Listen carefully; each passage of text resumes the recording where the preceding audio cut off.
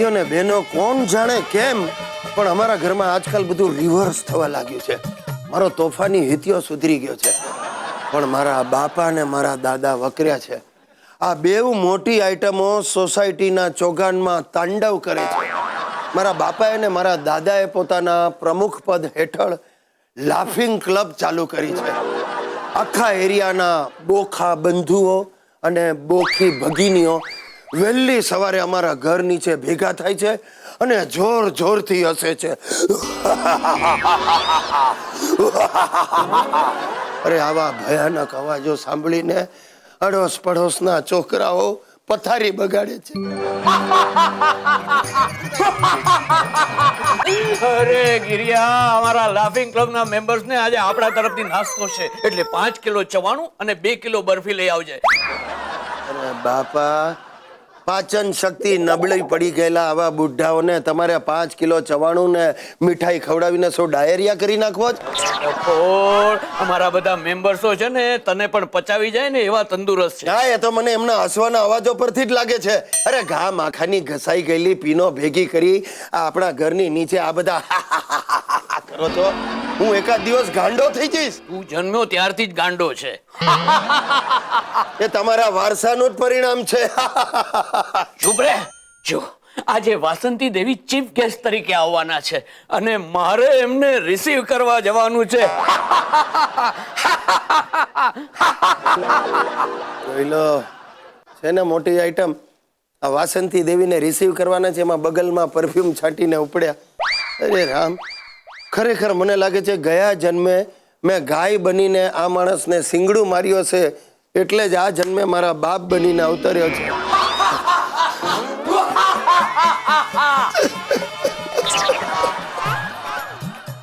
Hi friends, happy. I am also happy. એક mobile company વાળાએ 700 રૂપિયામાં મોબાઈલ ફોન અને સાથે 1500 રૂપિયાનો ટોક ટાઈમ ફ્રી એવી સ્કીમ કાઢી છે. તે એક બાપુજીને અને એક દાદાજીને અપાવી દીધો. શું છે? ગેરમાર્ગે જતા અટકે.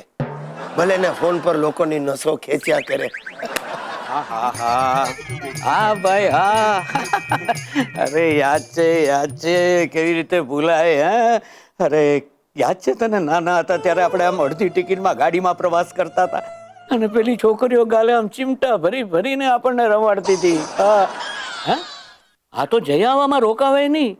હા જઈ આવ, આવીને પછી ફોન કરજે. હા આવજે. હા કહા ગયે વો દિન. બાપુજી, આ 1947 થી મંડ્યા છો. આ 1500 નો ટોક ટાઈમ ખલાસ થઈ જશે ને બેટરી ડાઉન થઈ જશે. અરે ટોક ટાઈમ તો ક્યારનો ખલાસ થઈ ગયો છે અને બેટરી તો 15 કલાક માટે છે ને, હજી તો 12 જ થયા છે. તો કોની સાથે મંડ્યા છો પણ? મારો બાળપણનો મિત્ર હરજીવન હારે. અરે સવારે 10 વાગ્યાથી વાત શરૂ કરી હતી, હવે તો 8 જ થયા છે. બાપુજી, તમે 10 કલાકથી હરજીવન જોડે ખપાવો છો? અરે એ હરજીવનને બધી બેબલીઓના નામ હજી સુધી યાદ છે. અરે દીકરા, તારા દાદાજી ગેલમાં આવી ગયા છે.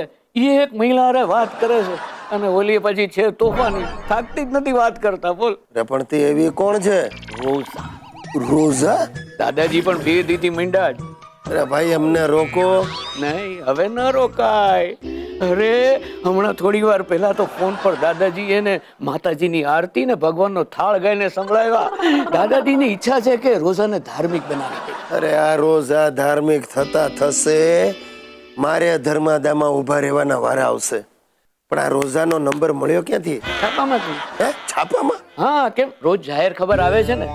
તમે એકલા છો, તમે ઉદાસ રહો છો, તમારે જીવનને આનંદિત કરવું છે, તમારી ક્લબની સ્ત્રીઓ સાથે વાર્તાલાપ કરો. આ નંબર પર ફોન જોડો. 1 મિનિટના માત્ર 20 રૂપિયા.